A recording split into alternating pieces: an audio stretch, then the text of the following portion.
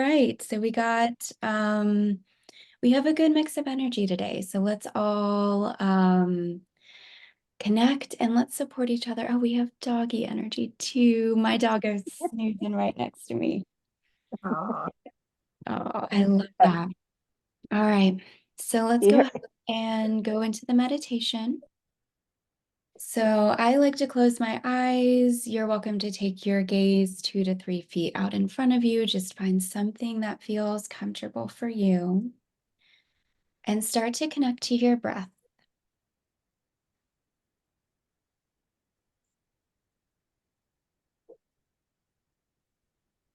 So big, slow breaths in. Feel your rib cage expand. And then let's all take a big sigh out. Let that go. Big, slow, expansive inhale. And big sigh out, let it go. Let's do one more together. Slow breath in, feel your belly expand, your rib cage. Feel your spine lengthen, shoulders broaden.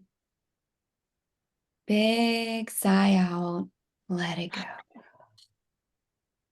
Stay connected to your breath, breathe at your pace.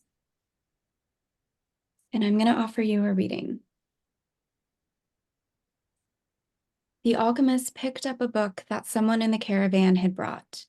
Leafing through the pages, he found a story about Narcissus.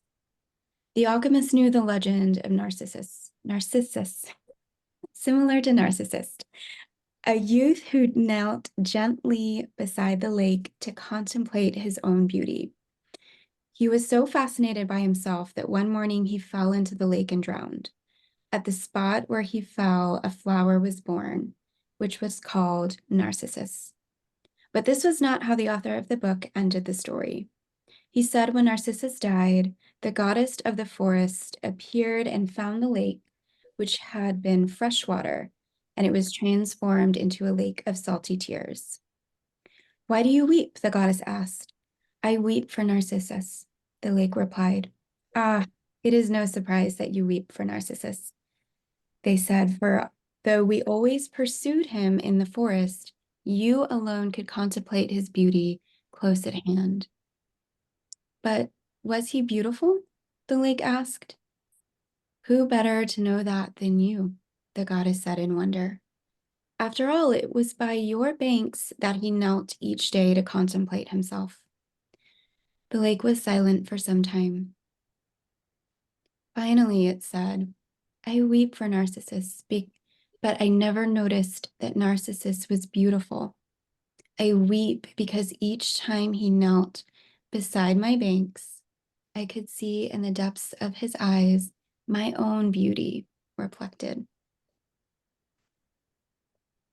I'm going to read that last piece one more time because it's so special. I weep because each time he knelt beside my banks, I could see in the depths of his eyes my own beauty reflected.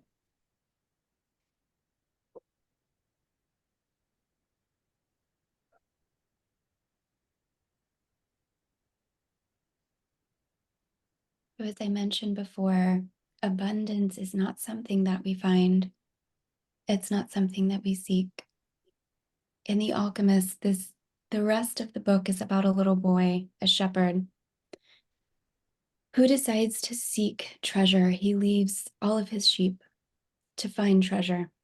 And in the end of the book, he finds out that he had it all along.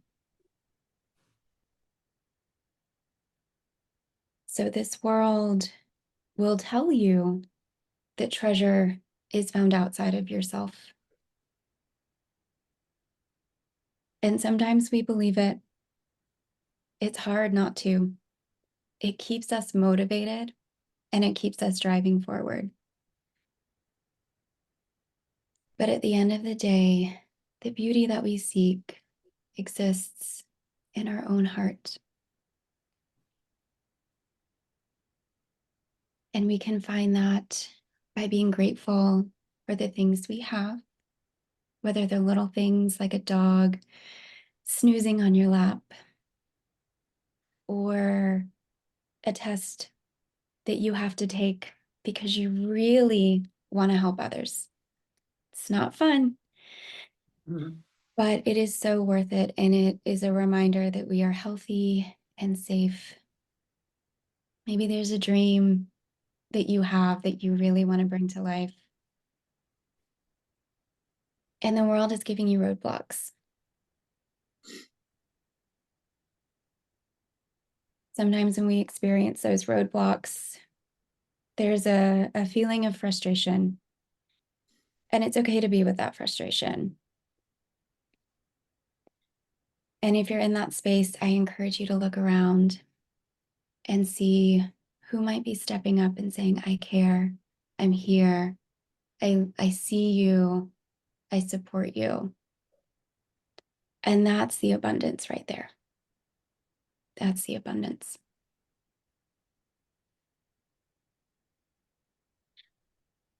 So our mantra for this week, I'm going to read it 3 times. Our mantra is, I am abundant, I am resourceful, I am whole, and I am enough. I am abundant, I am resourceful, I am whole, and I am enough. I am abundant, I am resourceful, I am whole, and I am enough.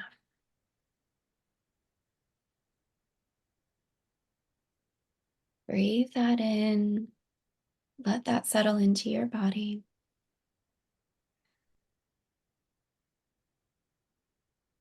Connect to the well of abundance that you have within you.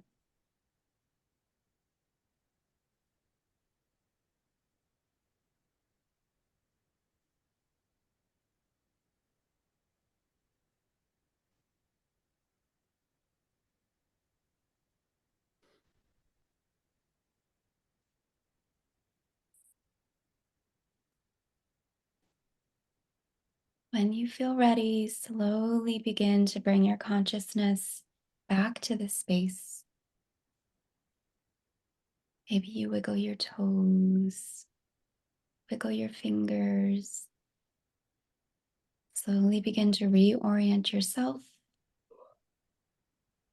If you need to be conscious of the time, it is 7:16, but we are in no rush to disconnect. At least I'm not. I just want to be, I want you to be aware of that so that you know where you are in time and space.